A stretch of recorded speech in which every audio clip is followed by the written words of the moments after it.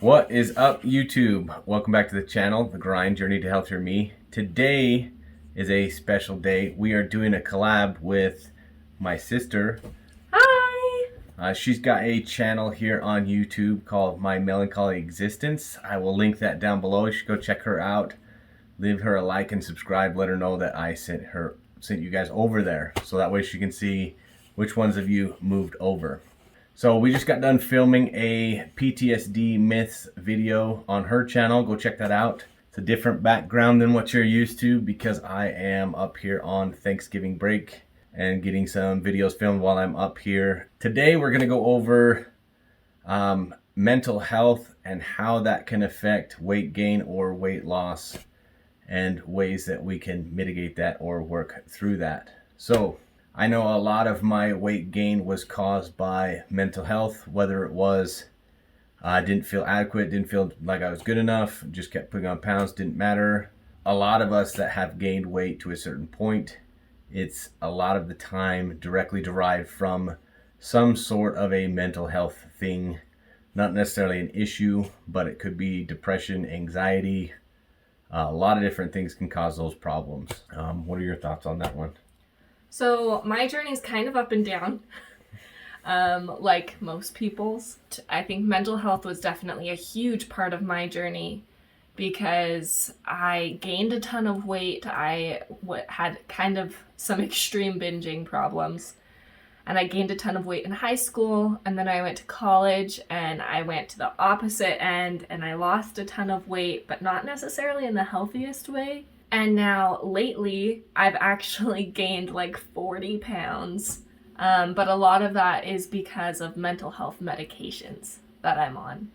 And so it's really interesting to see my weight fluctuate up and down with my mental health and with that journey that I'm going on, both mentally and physically. So that's something a lot of people can deal with. Medications definitely can play a huge role in that. So that's something you need to take into account. If you are on a weight loss journey, sometimes medications can affect that, and that's kind of out of your control. But it's something that you need to accept sometimes and then just find a way to work around it. Or you can talk to a medical professional that has prescribed it to see if there's a different one with a similar effect that can maybe curb that side effect, because there's a lot of different ones out there. But most importantly is to find the one that works best for you, whether it causes weight gain or not. It's the unfortunate thing. As far as mental health and weight gain or weight loss, I talked about this in a previous video. Part of mental health, and I still kind of deal with this, is the body dysmorphia factor. I myself have lost over 100 pounds, but I still see myself as that big person that I was, and it's shocking to me sometimes. Some people with body dysmorphia see themselves as smaller than what they are, so they eat more calories than they should, as well as the other way around, where they see themselves bigger, and so it can cause other sort of EDs or eating disorders. That is a slippery slope that you need to be careful with, because you don't want to trade one problem for another one. What's been your biggest setback as far as mental health and weight loss or weight gain or maintenance? I think that's a really good question. I think a lot of it for me is I have a tendency to go to the extremes. And so I either eat too much or not enough. Right. And I am quick to obsess. And so for me, it's really hard to do things like count calories or stick to a diet because I quickly start to obsess over it. And I don't want to do that. So then I resort to going back to my original eating behaviors. Right. And that has a lot to do with my mental health and needing something to control. And so I'll over control what I eat when I try to control it. Or I'll just eat too much of what I shouldn't be eating, right? And just have that habit. And so I think for me, that's my biggest setback, is just I have a tendency to over control. And I am trying to figure out something that I can do that will help with that. I know with mine, one thing I struggle with in the beginning, and I know a lot of people do, is I did something similar where I just obsess, and it totally consumed my life because I needed all of the data. I needed to do everything right now. And that's not necessarily the case. If you're changing something, you can take small steps each week. And it may take you a little bit longer to get there. Then you're making small steps and building habits. It can take up to 21 days to build a habit. It only takes one to break it. Building healthy habits to get to that point. So me, part of my problem was I would obsess over it.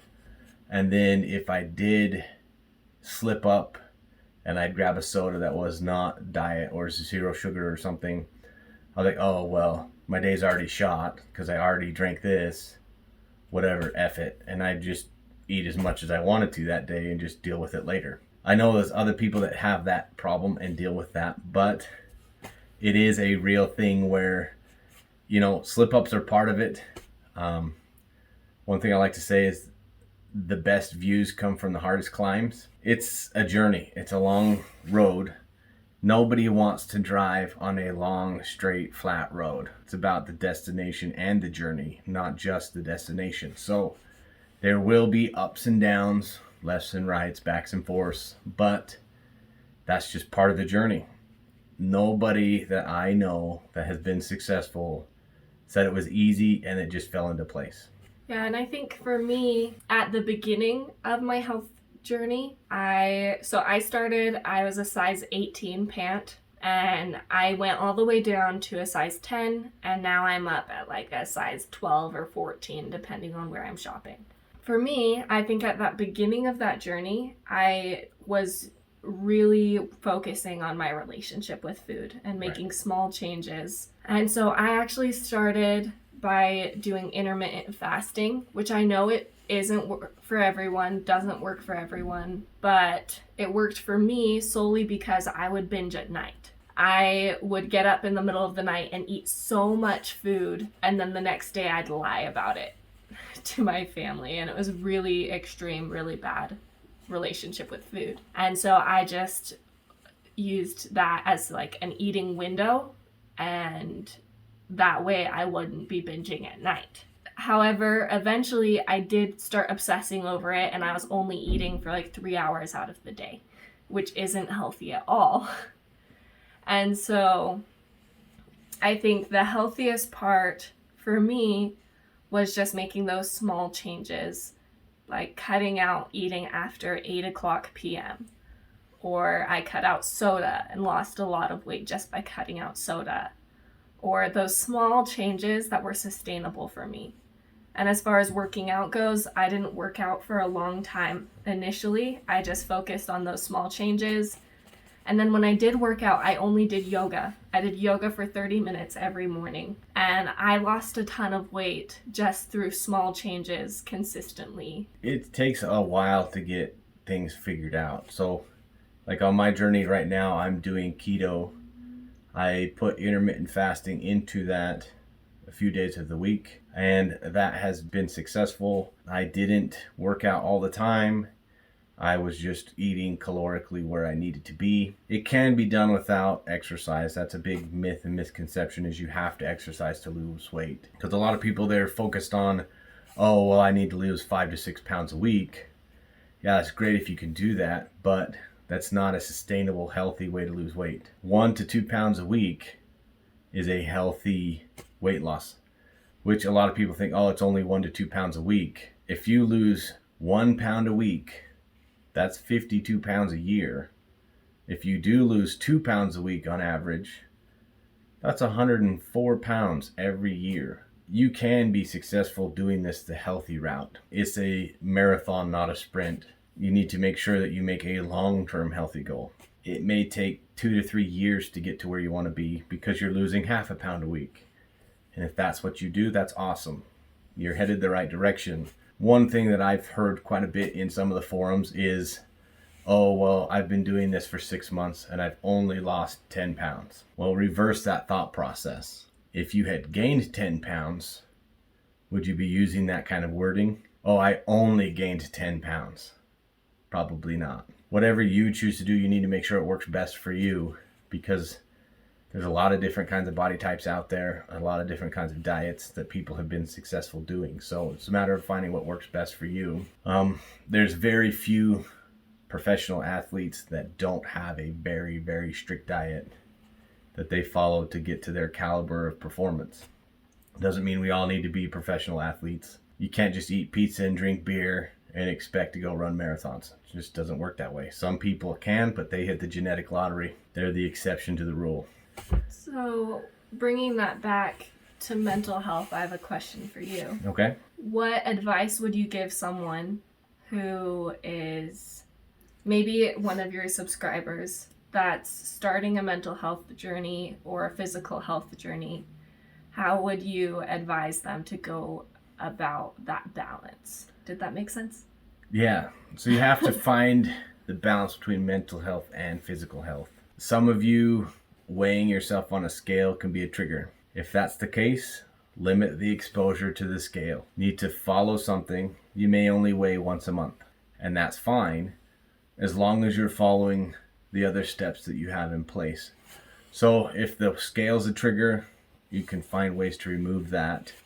You could use like a measuring tape instead, and you can measure your body, because if you're losing weight, that's where you're going to see the biggest change. If you're dealing with the mental health and physical health, it's good to do both, but you need to focus on your mental health first, and your physical health will come with it.